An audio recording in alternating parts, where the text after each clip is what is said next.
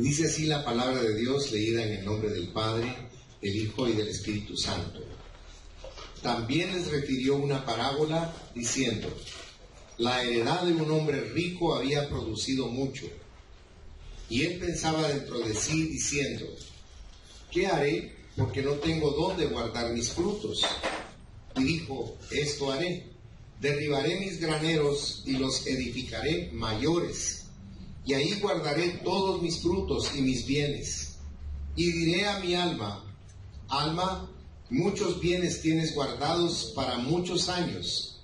Repósate, come, bebe, regocíjate. Pero Dios le dijo: necio, esta noche vienen a pedir tu alma, y lo que has provisto, ¿de quién será? Así es el que hace para sí tesoro y no es rico para con Dios. Padre, te damos gracias por tu palabra. Te rogamos que el Espíritu Santo la ministre con poder y que como una formidable semilla germine en cada corazón. Ayúdanos a aplicar la sana doctrina siempre en nuestra vida, Señor, no para conocerla simplemente, sino para vivirla. Ayúdanos, Señor, te lo rogamos en el nombre de Jesús. Amén. Pueden sentarse, mis amados hermanos. Quisiera que viera en su Biblia el verso 13, 14 y 15. Dice: le dijo uno de la multitud. Este era un joven que seguía a Cristo. Cristo lo conocía y va detrás de él, pero miren cómo aprovecha él ese momento y le dice: maestro, di a mi hermano que parta conmigo la herencia. Mas él le dijo, note, hombre, no le dijo amigo, no le dijo hermano, sino lo vio como poniéndolo en su sitio. Le dijo: hombre, ¿quién me ha puesto sobre vosotros como juez o partidor? Y les dijo: mirad y guardaos de toda avaricia, porque la vida del hombre no consiste en la abundancia de los bienes que posee. Entonces, la persona que posee riquezas ordinariamente es autosuficiente. Pero hay cosas a las que debe temer. Temer pedir a Dios una sentencia de justicia, como en este caso. El Señor no tiene nada que ver con estas cosas materiales del hombre. Otro motivo de temor es que la vida no consiste en cosas. Otro motivo de temor es que el alma puede ser pedida esta noche. Dice que uno como se preocupa por las cosas, pero uno no sabe si esta noche uno va a partir. Y toda la preocupación ahí se queda. El cuarto motivo de temor es: la riqueza no es una posesión permanente. Alguna otra persona la poseerá. La mente del hombre está en la tierra y el mundo, en las propiedades y en el dinero, en la riqueza y en el egoísmo, en el orgullo y la vanidad. La mente de los que están en Cristo está en lo sublime y en lo espiritual. Cuando usted es espiritual, usted se despoja de ese tipo de pasiones que embargan su vida para destruirlo. Ese es el propósito del mensaje del Señor, que comprendamos muchas cosas que de ordinario las vamos soslayando. Porque el costo de estar perdido es un tema que es soslayado. En las iglesias le hablan a ustedes, por ejemplo, de los temas de la felicidad, que significa tener a Cristo en el corazón, o de la felicidad del cielo. Pero aquí Jesucristo está hablando de algo tremendo, de que podemos perder lo más valioso que tenemos, que es nuestra vida eterna. Es bien importante que nosotros pensemos por un momento lo que va a suceder en el momento de partir. Nuestro hermano Efraín Robles falleció anoche a las 10:20 de la noche. Tuvimos el privilegio de estar con él antes de partir, y eso hicimos: decirle a Dios que lo recibiera en su seno, que lo llenara de paz, y que no se aferrara a esta tierra, a las cosas de la tierra o a las personas de la tierra, sino que entendiera que esa es la verdadera vida. Estaba dejando esta vida, entre comillas, para entrar en la verdadera vida. Amén. Porque usted va a analizar conmigo en este mensaje que para todo hacemos provisión, pero nunca para la eternidad. Por eso a muchas personas, en general a todos, les sorprende la muerte sin estar preparados. Benditos los padres que hacen que sus hijos conozcan a Jesucristo. Porque en el momento en que le abrieron su corazón a Cristo, entraron a la salvación. Y el padre siente paz en su interior de saber de que en el momento en que su hijo parta a la vida eterna, va con Dios. Porque lo triste sería saber que va al infierno. Porque el infierno existe. Aunque la gente no quiera creer en él, si no, Dios no nos engañaría, no nos hablaría de eso. Dios es formidable cuando nos habla. En San Juan 14, Él nos dice que debemos creer lo que Él nos dice, lo que dice Jesucristo. Él dice, en la casa de mi Padre muchas moradas hay. Si así no fuera, dice, yo os lo hubiera dicho. Voy pues a preparar lugar para ustedes, para que donde yo estoy, vosotros también estéis. Ahora, eso lo mira uno muy lejano, o lo mira uno para el que murió. Pero ¿sabe qué? Eso es para mí y para usted. El propósito de estar en la iglesia es tener conocimiento, pero el conocimiento de la sana doctrina, de la palabra de Dios. Las iglesias no son lugares donde vamos a motivar a la gente para que viva feliz y para que haga dinero. Ese no es el propósito de la iglesia. Pablo le enseña a Timoteo y a Tito con claridad meridiana que el propósito de la iglesia es enseñarle a la feligresía que hay una vida eterna de gozo, de bendición y de amor. Y hay una vida eterna también de dolor que no se termina nunca, que es el infierno. La persona comprende esto en el momento en que está expirando, en el momento en que está pasando de esta vida a cualquiera de esos dos lugares donde se bifurca la vida eterna. O gozo y de eterna alegría con Dios, o dolor eterno también. Un sufrimiento del que, hermanos, no se puede salir. Cuando usted analiza la esencia de Cristo en los evangelios, usted va a notar que Él es una cosa tremenda, como incide en decirnos, por favor, dice Cristo. Cristo está diciendo, piensen en su vida eterna. No quiero que vayan al infierno. Dice, no quiero que ninguno se pierda. Quiero que todos procedan al arrepentimiento. Porque ahorita yo le puedo predicar de esto y podría decir usted, eso ya lo sé, es tedioso escuchar lo mismo, pero déjeme explicarle algo. No me importa que esto le moleste, porque un día cuando usted esté entregándole su alma a Dios, usted va a decir, bendito sea mi pastor, que martilló y martilló en mi corazón, que yo me preocupara por mi vida eterna. Y eso es lo que Dios quiere con nosotros. La iglesia no es un club. No es un lugar para disipar el tiempo. Aquí usted viene a conocer cuál es su razón por la cual está en la tierra. Para prepararse para la eternidad. Porque le reitero, nadie sabe en qué momento va a partir con el Señor. Es como la venida del Señor. La estamos esperando, pero nadie sabe cuándo Él va a venir. Por eso es que es importante que nos mantengamos en la línea, para que cuando Él venga podamos partir con Él sin ninguna dificultad. Cuando usted analiza con profundidad los evangelios, usted comienza a comprender en su espíritu el inmenso amor que Dios tiene por usted. Amén. Porque nosotros nos distraemos en muchas cosas y lo más importante es nuestra vida eterna, y a eso no le damos la importancia que le debemos dar. Por eso Dios insiste tanto en que nosotros descubramos y estudiemos la palabra. Jesucristo dice en San Juan 14:6, yo soy el camino y la verdad y la vida. Nadie viene al Padre si no es por mí. Él es el único medio para llegar al Padre. Por eso es tan importante que usted conozca a Cristo. Porque usted va a saber el camino que va a tener que tomar cada día.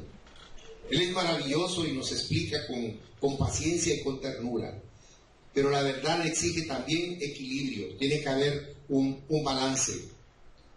Debemos nosotros enfrentar el costo de estar perdidos y debemos de advertir a los perdidos para que se arrepientan. Ayer en la tarde, una persona dijo algo formidable. Dijo que le debemos hablar a la gente sin tener vergüenzas. Miren, hermanos, un día cuando ustedes le hablen a la gente de Cristo, mucha gente se va a apartar de ustedes o los va a rechazar o no les va a agradar lo que ustedes le digan, pero no se arrepientan de ello, porque ustedes son como atalayas de Dios, que cuando le hablan a las personas de Cristo, les agrade a las otras personas o no les agrade, ustedes están haciendo la función del sembrador. Amén. Y la función de Cristo cuando habló del sembrador era que Él lleva un zurrón lleno de semillas, mete la mano y las tira y las esparce, no haciendo como cuando se siembra maíz o cualquier otra planta. Él lanza sobre la tierra la semilla, y la semilla que cae en buena tierra va a germinar y va a producir mucho. Por lo tanto, no se avergüencen del Evangelio, porque es poder de Dios para la salvación de las almas. Es bien importante eso. Alabado sea Jesucristo. Esta es una parábola triste, porque aquí vemos a un hombre que lo perdió todo. Era muy rico, pero lo perdió todo. Él era próspero, pero era digno de compasión. Él era rico, pero acabó su vida con un lamento. ¿Usted le puso atención a lo que leímos? ¿Se acuerda que él estaba haciendo un gran discurso hacia su propia alma? ¿Y quién fue el que le habló? ¿Se fijó? Dios. ¿Y qué le dijo Dios? Necio. Esta noche vienen a pedir tu alma y todas tus riquezas, tu carro,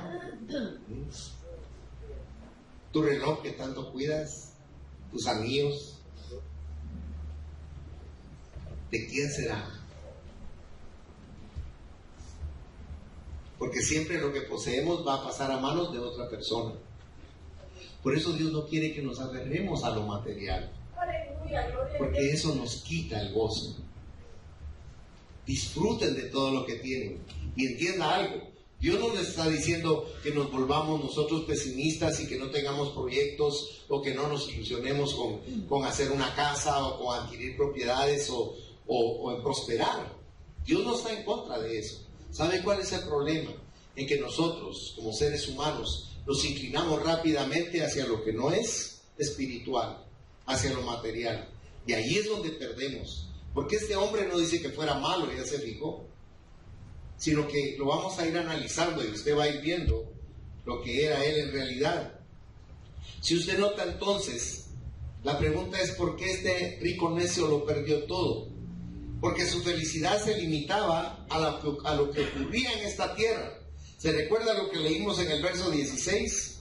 Dice, también le refirió una parábola diciendo, la heredad de un hombre rico había producido mucho. Ahí estaba el interés de él, ahí estaba su corazón, sus pensamientos, ahí estaba toda su esperanza en esa situación económica, porque todo le parecía ir tan bien a él. El éxito en la agricultura le había alegrado mucho a él, pero nunca se puso a pensar, ¿y si hubiera habido una sequía? No hubiera habido producción agrícola. O si hubiera llovido demasiado, también se hubiera arruinado la producción. Pero se ha fijado que el agricultor nunca dice, gloria a Dios, que puso todo perfecto para que tuviera yo una buena producción. Casi siempre nosotros obviamos las bendiciones que Dios nos da y las vemos como algo natural, entre comillas. Pero dice la palabra de Dios claramente en Santiago que toda dádiva y todo don perfecto desciende de Dios, el Padre de las luces, en el cual dice, no hay cambio ni sombra de variación. Dios es permanente en su actitud hacia nosotros. Vemos entonces que este hombre no tenía paz interior para las circunstancias adversas, no las hubiera soportado, porque ¿saben una cosa? Solo la fe en nuestro Señor Jesucristo nos prepara para los tiempos de adversidad.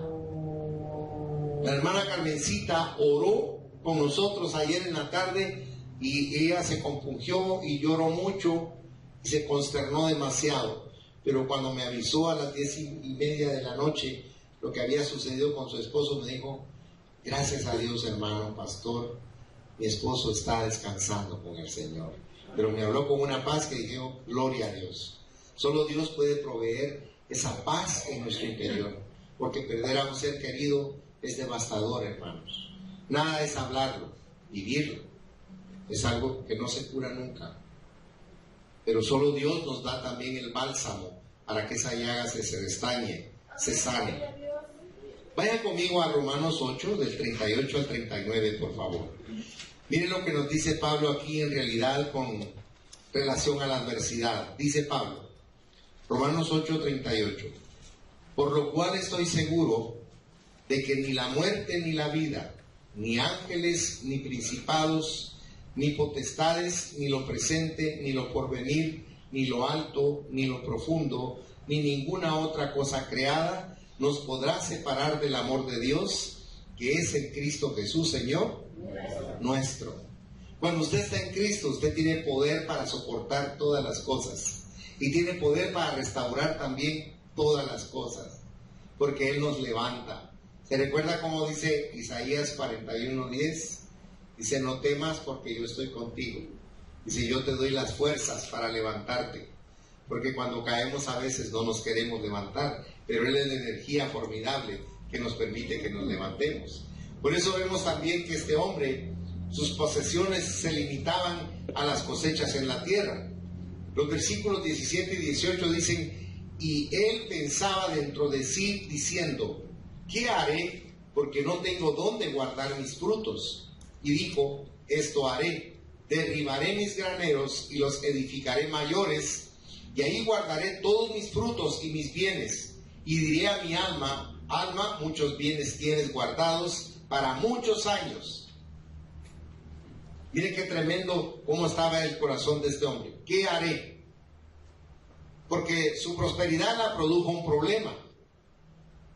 La superabundancia. La superabundancia a veces no es una bendición. Puede ser una situación adversa, como en este caso que estamos viendo, porque si usted nota, no sabía qué hacer con tanta ganancia que había obtenido este hombre. O sea que el aumento de sus riquezas le complicó su vida a él en ese momento.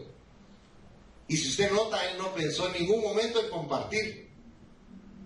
¿Ya notó usted eso? En ningún momento dijo, voy a compartir con los que tengan necesidad. Porque aquí vemos nosotros el gran yo. El gran yo muestra que el codicioso está centrado en sí mismo. Dijo 6 veces yo y dijo 5 veces mí en 3 breves versículos. Miren qué tremendo. Porque el egoísmo es terrible. Aquí vemos nosotros que dijo, esto haré, ahí está hablando yo. Derribaré, ahí está hablando yo, mis graneros. Yo quiero leerle una nota que le puse, esto haré. La suerte está echada. Ha sido pesado en balanza y ha sido hallado falto. No hay reconocimiento para Dios en todos sus planes, ni reconocimiento de su bondad. Dios no está en sus pensamientos. Ha hecho el más fatal error de cálculo que puede hacer cualquier mortal al no dar lugar al dador de todos sus planes. Podemos de manera deliberada echar a Dios de nuestras vidas mediante nuestro esto haré, pero en cada uno los haré del yo tiene que ver con lo que debe hacer Dios. O sea, lo que usted vaya a hacer, cualquiera que sea la circunstancia, tome en cuenta a Dios. Háblele a Dios, te va a asombrar. Porque uno dice, ¿y cómo me va a hablar Dios a mí? ¿Cómo me va a contestar? Pero cuando usted esté enfrentando la crisis y el problema, y usted le habla a Dios, Dios se revela a usted. Y Dios le dice cómo salir del problema, cómo salir adelante, cómo resolver la situación que lo está abrumando, que lo está congojando. Porque Dios nos habla, fíjense hermanos. Lo que pasa es que nosotros no estamos habituados a escuchar su voz. Nos habla de muchas formas y maneras. Debemos aprender a depender de Dios, que es lo que más anhela Él de nosotros. Este hombre pensaba en sus nuevos graneros para llenarlos con todo el excedente que había de su producción, y eso iba a pregonar también su riqueza. Era un hombre muy codicioso. ¿Sabe una cosa? Me llamó la atención la codicia. ¿Sabe por qué? Porque Pablo en el capítulo 7 de Romanos dice, si yo no hubiera conocido la ley, porque la ley, fíjese que nos ayuda a conocer el pecado que mora en nosotros. Y Pablo dice, si yo no hubiera conocido la ley, no sabría que yo soy codicioso. Y ahí sigue el tema él, pero no sigue hablando de sí mismo. Pero cuando usted analiza la codicia, suficiente con lo que dijo Pablo con eso. Déjeme que le lea. La codicia viene de la palabra griega pleonexia, que significa anhelar o desear más. Dice que es avaricia, no estar satisfecho con lo que es suficiente. Incluye el anhelo de cosas materiales como es de indulgencia carnal. Es desear lo que le pertenece a otros, es hurtar algo que le pertenece a otros. El amor a poseer es un clamor de dame, dame. En 2 de Pedro 2:14 dice la palabra, tienen los ojos llenos de adulterio, no se sacian de pecar, seducen a las almas inconstantes, tienen el corazón habituado a la codicia y son hijos de maldición. Es un deseo tan profundo en el hombre que termina hallando su felicidad en las cosas y no en Dios. Es una codicia tan profunda que termina deseando el poder que otorgan las cosas más que las cosas mismas. Es un apetito interno de ganancia, una pasión por el placer que las cosas puedan dar. Va más allá del placer de poseer cosas por el hecho de poseerlas. En Mateo 6:33, ¿cómo dice? ¿Se recuerda? Mas buscad primeramente el reino de Dios y su justicia, y todas esas cosas os serán añadidas. Pero aquí nos está enseñando el Señor que este hombre había ido a buscar primero las cosas, sin buscarlo a Él. Y se murió. Eso es lo terrible de lo que estamos viendo nosotros aquí. Ahora, ¿qué hizo Dios con el mundo? ¿Qué hizo Dios con nosotros? ¿Se recuerda cómo dice Juan 3:16? Dice, porque de tal manera amó Dios al mundo que ha dado a su Hijo unigénito para que todo aquel que en Él cree no se pierda, mas tenga, dice, vida eterna. Piensa por un momento en este instante si usted realmente tiene la vida eterna, por favor. Porque a veces no nos detenemos a pensar en el pecado. Y hermanos, el pecado es muerte, fíjense. Y Romanos 3, si usted se recuerda, del 10 al 23, dice claramente que por cuanto todos hemos pecado, estamos desechados de la presencia de Dios.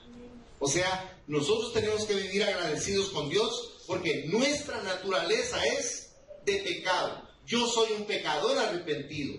A cada instante tengo que pedirle a Dios que me perdone y que me limpie, porque yo tengo miedo de la consecuencia del pecado. Porque el pecado, yo peco ahorita y no me viene al día siguiente el problema. Van a pasar tal vez años y va a venir la factura. Y cuando me cobren yo voy a llorar. No me va a gustar. Por eso el Señor no quiere que nosotros pequemos deliberadamente. Ahora bien, este hombre era engreído, orgulloso de lo que él había hecho, pero también quería las cosas más grandes y el yo era el que prevalecía continuamente en su corazón. Yo le repito esto por una causa. Así somos nosotros, hermanos. La figura de este hombre es una representación de lo que somos nosotros. Nosotros lo vemos a él, que feo, cómo falló. Pero ¿sabe qué? Vaya a la carta a los Romanos, capítulo 2, versículo 1, si es tan bondadoso. Mire cómo nos habla a nosotros. Porque yo es fácil que al ver un error suyo, un pecado suyo, lo señale como ser humano. Pero aquí me redarguye Dios porque dice Pablo en Romanos 2.1, por lo cual eres inexcusable, oh hombre, quien quiera que seas tú, dice que juzgas. Porque en lo que juzgas a otro hombre, dice, te condenas a ti mismo. Porque tú que juzgas, dice, haces lo mismo. Y sabe que uno dice, yo no hago eso, dice, yo no soy así. Pero recuérdese que el pecado es una paleta de pintor. Tiene infinidad de colores. El que no peca de una forma, peca de otra. Fácil es señalar a una persona cuando su pecado es obvio. Pero ¿y los nuestros que no se ven? ¿Quién los juzga? ¿Quién nos condena? Dios. Vaya a Hebreos capítulo 4, verso 13, por favor. Es importante que hagamos hincapié en estas cosas, porque no nos podemos dar el lujo de estar perdidos. Aunque nos digamos cristianos, con facilidad nos desviamos del camino y tomamos sendas que no son. Tenemos que volver a las sendas antiguas. Miren, dice el verso 13: y no hay cosa creada que no sea manifiesta en su presencia. Antes bien, todas las cosas están desnudas y abiertas a los ojos de aquel a quien tenemos que dar cuenta. Entonces, de los pecados internos, los que no afloran, Dios lleva control. Dios lleva un registro. Mire, a veces no creemos que Dios pueda llevar un registro de un pequeño mal pensamiento que usted haya tenido, pero porque usted piensa que Dios es humano. Dios no es humano. Los registros de Dios son sobrenaturales. Hacen cosas increíbles. Si una computadora nos asombra a nosotros ver a la velocidad en que procesa la información, que son microsegundos, imagínese Dios, que es Dios. Vaya por favor a Apocalipsis, si es tan amable. Voy a decir al final de Apocalipsis.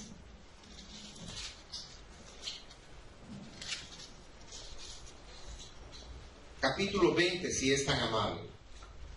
Apocalipsis 20, versículo 12. Miren lo que dice aquí, porque aquí es donde se intuye cómo Dios tiene el control de todas las cosas registradas.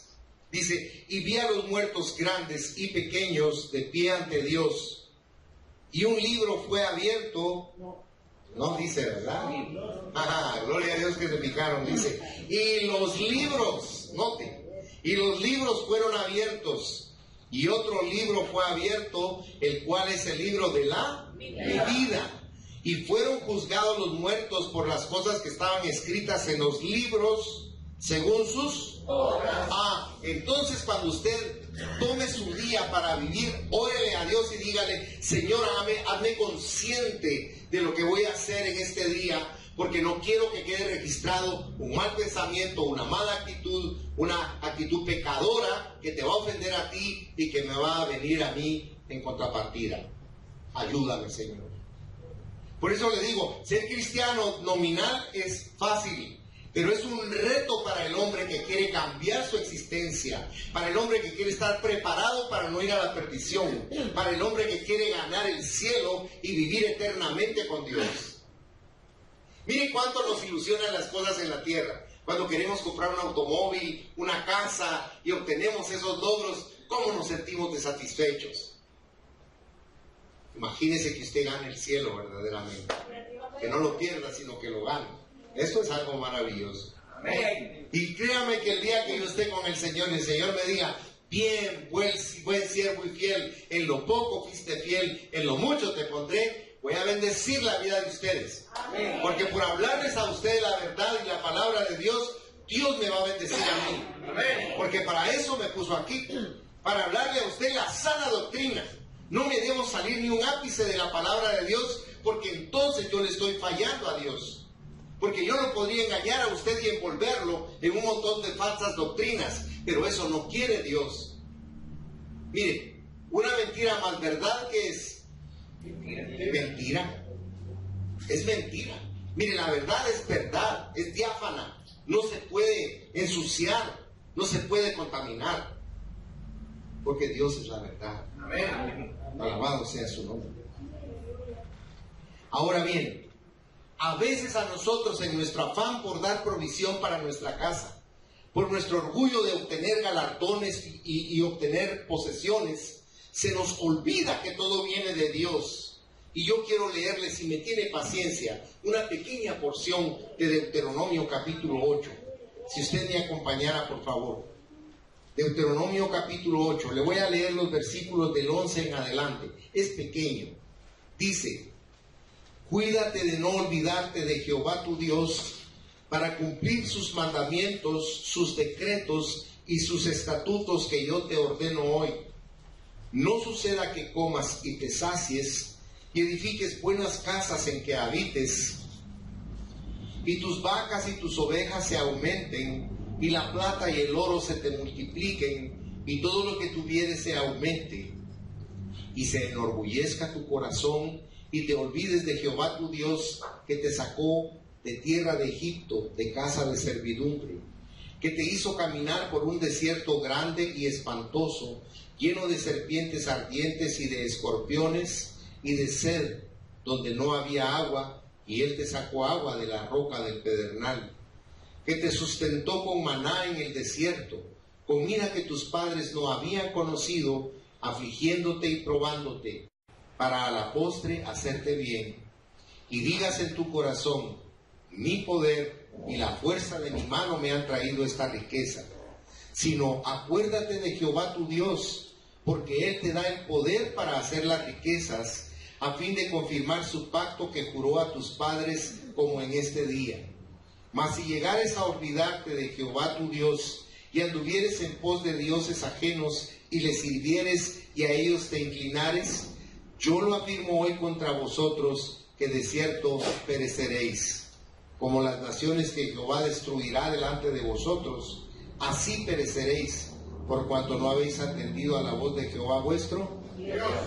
Es una buena advertencia que nos hace Dios, ¿verdad? Para no olvidarnos de que de Él viene todo el bienestar que nosotros podamos adquirir en esta tierra. Y termino el mensaje con lo siguiente: las esperanzas de este hombre se limitaban a su horizonte sobre la tierra. Vea cómo dice, por favor, los versículos 19 y 20 del capítulo 12 de San Lucas. Dice: y diré a mi alma: alma, muchos bienes tienes guardados para muchos años. Repósate, come, bebe, regocíjate. Pero Dios le dijo: necio, esta noche vienen a pedirte tu alma, y lo que has provisto, ¿de quién será? El rico necio se preparó para su jubilación, si usted nota, porque miraba confiado el futuro por el bien material que poseía. Repósate, come, bebe, regocíjate. Pero su plan para el futuro era defectuoso, y era porque planeaba descansar, comer y divertirse. Se olvidó de planear para la eternidad. Esa noche se enfrentó a la muerte y a la tumba, y de ahí no pudo salir. Porque cuando estamos vivos es cuando podemos hacer todas las cosas. Yo le decía el otro día que Magda me decía: si me muero no me vas a llevar flores al cementerio, ahora dame las flores. Y tiene razón. ¿Para qué arreglar una tumba? Ella no va a estar ahí. Ahora es cuando uno puede hacer las cosas. Si usted puede dar un abrazo a su esposa, déselo. Si la tiene cerca ahí, aproveche, denle un abrazo. Si tiene a sus hijos, abrácelos y dígaselo. Si tiene a su familia, dígaselo. ¿Sabe por qué, hermano? Porque la vida se nos va como el agua entre las manos, y después nos arrepentimos y decimos: pero ¿por qué no hice tal cosa? ¿Por qué no hice tal otra? Entonces, ahora que usted puede, disfrute de todas las pequeñas cosas que Dios nos da, porque la felicidad en esta tierra son cosas muy pequeñas, muy efímeras. Disfrutémoslas con Dios en nuestro corazón. Este rico, entonces, si usted nota, iba a dejar atrás todas sus riquezas. Otros iban a tomar posesión de todo lo que él había creado, había hecho a través de su trabajo. Lo más triste es que había ido al infierno y de ahí ya no podía salir, no podía regresar. Iban a tomar otros lo que él había acumulado, y lo perdería todo, incluso su alma. Ese es el ejemplo que Cristo nos pone en esta parábola tan tremenda. Por eso, en conclusión, muchos son como este rico insensato. Vea conmigo el versículo 21, como dice. Lucas 12, 21 dice: así es el que hace para sí tesoro y no es rico para con Dios. Mire, ahora, usted me dirá: pero ¿cómo puedo invertir en Cristo? ¿Y cómo puedo enriquecerme con Cristo, con Dios? Vaya a San Mateo en el capítulo 6, si es tan amable, por favor. San Mateo capítulo, ahora le voy a decir, 6, y vamos a leer ahí los versículos del 19 al 21. Mire el consejo de Cristo, dice: no os hagáis tesoros en la tierra, donde la polía y el orín corrompen, y donde ladrones minan y hurtan, sino haceos tesoros en el cielo, donde ni la polía ni el orín corrompen, y donde ladrones no minan ni hurtan, porque donde esté vuestro tesoro, ahí estará también vuestro corazón. Ahora ve el 24, dice, ninguno puede servir a dos señores, porque o aborrecerá al uno y amará al otro, o estimará al uno y menospreciará al otro. No podemos servir a Dios y a las riquezas. Y cuando Cristo mencionó las riquezas, estaba mencionando al Dios del dinero, que en griego es mamón. Porque el dinero, la riqueza, es un Dios que embarga la mente de los hombres. Le voy a poner un ejemplo para que me comprenda. ¿Usted ha visto las elecciones? Se gastan millones en las elecciones, hermanos, y se moviliza mucha gente. Ahora le voy a hacer una segunda pregunta. ¿Será que todo ese movimiento es porque los candidatos aman a Guatemala y quieren dar su vida por el bienestar de nuestra nación? No. ¿Por qué entonces? Poderoso caballero. ¿Ve qué simple se puede ver eso? Es increíble cómo nosotros nos desviamos. Esta mañana tal vez no le agrade la prédica que yo le estoy dando, pero entiéndame, es por su bien eterno, no por un bien momentáneo. Yo quiero que usted esté firme en su convencimiento hacia Dios, en su corazón, no porque yo se lo diga, sino porque Dios se lo dice a usted y a mí. ¿Sabe una cosa? A mí me cuesta luchar contra esa posición, porque a quién no le gusta andar así, puro dandy, y con un carro último modelo y viviendo en las nubes. Sería mentiroso si yo le dijera, a mí no me gusta eso. Sería hipócrita y mentiroso. Entonces yo tengo que luchar contra la apariencia, contra esa posición. ¿Saben por qué? Porque mi gozo es Dios. Y lo reto, compre un automóvil último modelo, cómprese un Maserati si usted quiere, pero el 1 de enero del año entrante va a ser un modelo viejo, ya no va a ser el último modelo, y eso va a afectar su posición interna, porque uno siempre quiere tener lo mejor. Me encontré con un amigo que tiene un carro más destartalado, más viejo que saber qué. Y vos le dije, ¿cómo está tu carrito de cholata? No, me dijo, no seas tonto, aquí ando sobre el pisto vos, me dijo. ¿Por qué? Me dijo. ¿Cuántos años tiene este carro? Tengo como 30, le dije. Imagínate, me dijo, ¿cuánto vale este carro? Es de colección, puchila, pero de colección desparramable, porque todo está talado. Un carro de colección de que estar nítido, le dije, con sus piezas originales. Pues ni las piezas había cambiado. O sea que nosotros nos desviamos del punto focal que Dios quiere que tengamos, que es la espiritualidad. Ahora, déjeme que le explique algo que no me va a creer. Cuando usted le hace caso a Dios y le pone atención a la palabra y la pone por obra, aunque esté luchando en su interior, lo que sucede, paradójicamente, es que todo lo que usted había anhelado, Dios se lo da. Mire qué cosa más tremenda. Porque va a venir, porque usted ya no tiene su corazón en eso, entonces viene Dios y nos da todo. Le voy a poner un ejemplo. ¿Se recuerda? Salomón era un joven de 17 años. Cuando soñó con Dios y Dios le dijo, cuando se le apareció, dime qué deseas. Como quien dice, boca, ¿qué querés? Y él le dijo, deseo sabiduría, porque ese es un pueblo muy grande y muy difícil de gobernar. Y no tengo la preparación para hacerlo. Y Dios le dijo, te voy a dar sabiduría como ningún hombre la ha tenido ni la tendrá jamás. Y por no haber pedido para ti poder, riquezas y todas las comodidades, las vas a tener como también ningún rey las ha tenido sobre la tierra. Fíjese que con Dios tenemos que entender las cosas, porque no es que no nos quiera dar las cosas, nos las quiere dar, pero el problema es que nosotros nos vamos tras las cosas y no detrás del que provee las cosas.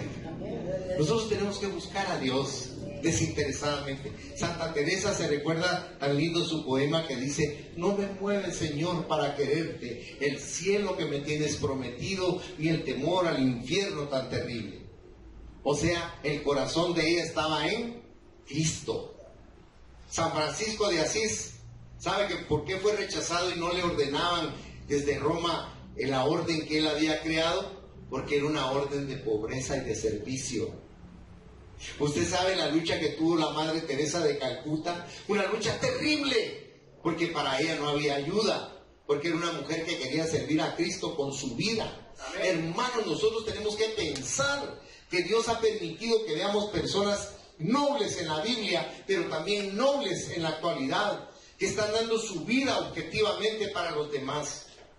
Y por hacerlo, Dios nos da cosas increíbles. Cambie su corazón, por favor, porque no quiero que se pierda. Cierren sus ojos, por favor, hermanos.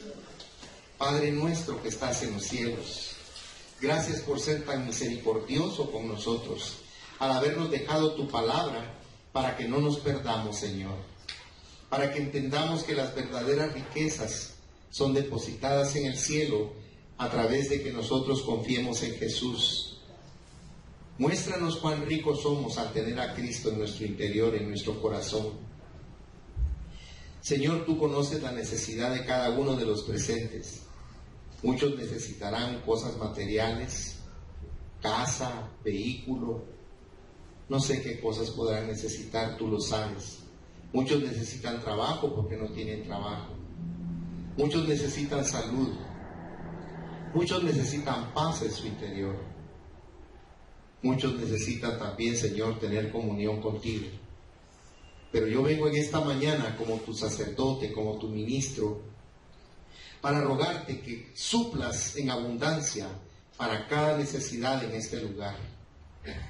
Ya que tú conoces la necesidad de cada uno de ellos, y al día de hoy abandonó la tibieza de su lecho para estar aquí esta mañana, para llenarse del conocimiento de tu palabra, yo te ruego que tú los recompenses, Señor, que por buscar el reino de Dios y su justicia, tú les concedas lo que anhelan en su corazón, cualquiera que sea la cosa que anhelan, Señor. Te ruego que en abundancia tú se las des, que ellos puedan ver que tú no eres egoísta, Señor, que quieres que disfrutemos de todas las cosas que tú nos das, que tú nos das vida, nos das salud, nos das el conocimiento de tu amor. Por eso, Padre, te ruego que no sea parte de ellos tu bien y tu misericordia. Te ruego que alces tu rostro sobre ellos y que los llenes de tu luz. Te ruego, Padre, que derrames sobre ellos una lluvia constante de bendición, que los refresque, que los haga confiar plenamente en ti, que sepan que tú no te descuidas de nosotros, que sepan que por buscar tu reino, tú les vas a dar una provisión integral en su espíritu, en su alma y en su cuerpo, Padre. Llénalos con esa paz tuya que sobrepasa nuestro entendimiento humano y permite que ellos disfruten, Señor, de este día llenos de la unción del Espíritu Santo. Yo con amor los bendigo en el nombre del Padre, del Hijo y del Espíritu Santo, con la paz y el poder de Jesucristo. Amén, Señor, y amén.